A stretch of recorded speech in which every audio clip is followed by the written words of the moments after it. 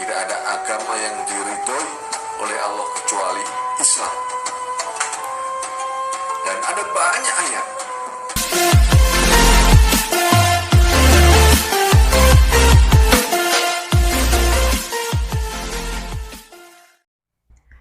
Ya, shalom teman-teman semua dimanapun kita berada pada saat ini, kiranya kita semua tetap berada dalam keadaan sehat dan apapun yang merupakan aktivitas kita sepanjang hari ini, kiranya Tuhan Yesus memberkati.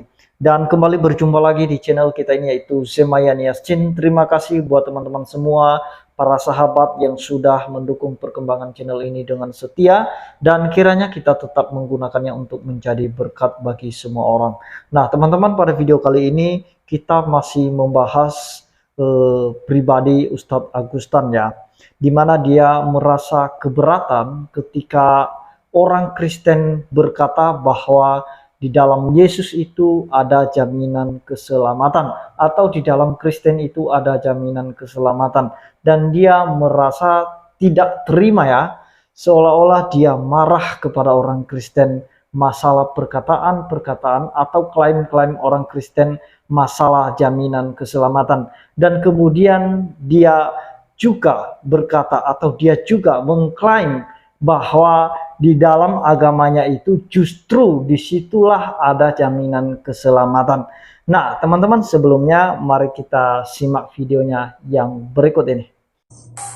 Makanya kalau orang-orang tolol itu mengatakan, mana jaminannya? Mana jaminannya? Ya. Sangat jelas. Inna dina indallahi Islam. Ya. Tidak ada agama yang diridhoi oleh Allah kecuali Islam. Dan ada banyak ayat. Ya ayyuhalladzina amanu taqullaha haqqa tuqatih wa la tamutunna illa wa antum muslimun. Ya kan? Katakan yang terakhir, hendaklah engkau mati dalam keadaan Islam. Nah ini jaminan gitu loh saudara. Ya. Adakah dikatakan mati dalam keadaan Kristen? Gak ada. Adakah Yesus mengatakan bahwa ya Yesus tidak pernah menyebut kekristenan? Ya, oke lah kita klaim Kristen. Mati dalam keadaan dijamin. Akulah jalan kebenaran dari hidup, tidak ada seorang pun yang datang kepada Bapa kalau tidak melalui aku. Hanya perantara, itu bukan jaminan. Melalui, percaya akan seluruh nabi-nabinya. Ya, kita pun juga mempercayai. Itu bukan jaminan saya kira. Itu masih separuh. Dan endingnya sangat jelas. Ya, inna dina indallahi Islam, wala tamutunna illa wa antum muslim. Nah itu dia videonya teman-teman. Apakah benar di dalam agamanya ada jaminan keselamatan seperti yang dia katakan? Bukan saya yang menjawab pada saat ini, melainkan kita akan mendengarkan jawaban dari dua profesor ini. Dan mungkin tidak asing lagi bagi kita profesor ini, mereka cukup terkenal ya, baik di TV maupun di media sosial lainnya. Nah teman-teman, kita akan mendengarkan apakah benar klaim Ustadz Agustan ini ada jaminan surga atau keselamatan di dalam keyakinannya saat ini. Mari kita dengarkan jawaban dua profesor ini. Tidak benar, saya ulangi, tidak benar bahwa Nabi Muhammad sudah dapat jaminan surga. Surga itu hak prerogatif Allah. Oke, prerogatif. Ya toh. Ya. Memang kita yakin bahwa beliau ini. Kenapa saya katakan begitu?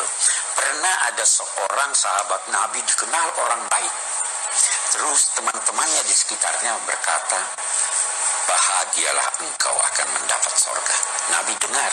Siapa yang bilang begitu tadi? Nabi berkata, tidak seorang pun yang masuk surga karena amal.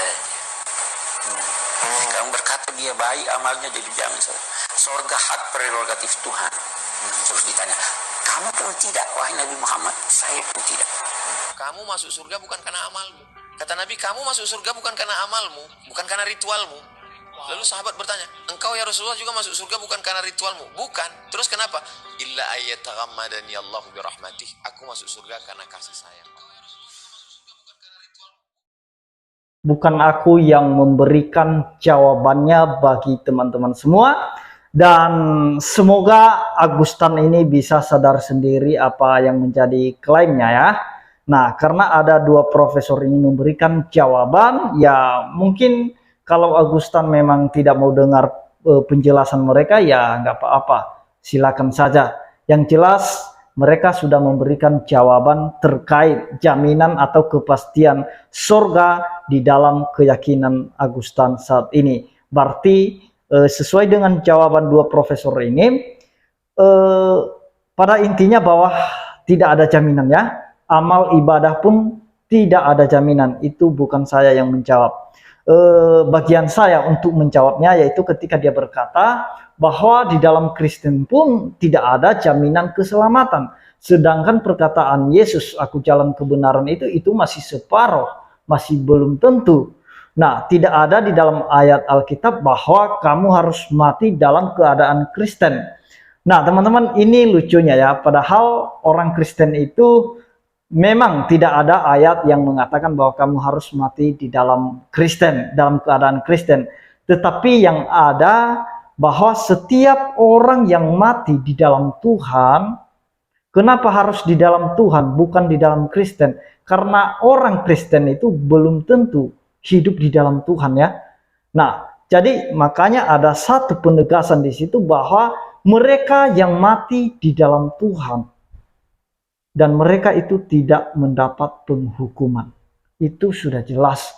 Dan kemudian yang kedua, Yesus memberikan satu kepastian di mana dia berkata, janganlah gelisah hatimu.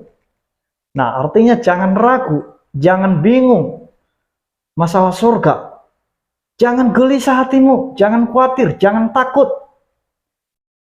Aku menyediakan tempat bagimu. Kata Yesus, aku pergi untuk menyediakan tempat bagimu. Supaya di mana aku berada, kamu pun berada. Jelas ya, dan itu sudah pasti ya. Nah, dan kemudian di dalam Yohanes, mari kita baca saja dalam Yohanes 10 ayat 28. Begini firman Tuhan, dan aku memberikan hidup yang kekal kepada mereka, dan mereka pasti tidak akan binasa sampai selama-lamanya, dan seorang pun tidak akan merebut mereka dari tanganku. Itu sudah jelas. Jadi yang dijamin masuk surga itu, yang dijamin untuk memperoleh keselamatan dan hidup yang kekal itu, bukan mereka yang mati di dalam keadaan Kristen atau dalam status atau identitas agama Kristen, melainkan mereka yang mati di dalam Tuhan. Makanya bedakan mati di dalam keadaan Kristen dengan mati di dalam Tuhan itu berbeda. Nah, dan kemudian seperti apa yang dijawab oleh para profesor tadi ya, para ulama tadi, bahwa memang bukan amal dan ibadah kita diselamatkan.